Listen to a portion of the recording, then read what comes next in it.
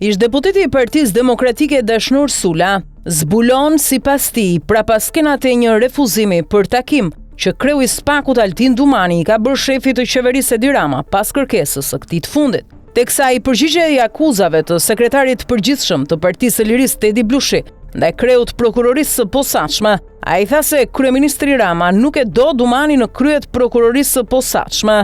Nëse nuk kontrollon njëri Edi Rama, në qoftë se ti e do kështu, deklarat publike është Altin Dumani. Po ti, a e di që Edi Rama ka kërkuar si kryeministër i vendit jo si Edi Rama personalisht për të bërë takim me kreun e SPAK-ut në kryeministri? Nuk ka shkuar dhe ka kërkuar që t'jem përfaqësues ndërkombëtar. Edhe sipas të gjitha informacioneve, Edi Rama nuk e dëshiron dhe nuk e do Altin Dumanin në kryet prokurorisë së posaçme, sepse Altin Dumani i ka arrestuar njerëz Edi Ramës, thot ish deputeti Sula. Nuk dihet se sa i vërtet është ky informacion, nëse kryeministri Edi Rama i ka kërkuar apo jo një takim tek a tek kreut prokurorisë së posaçme Altin Dumani.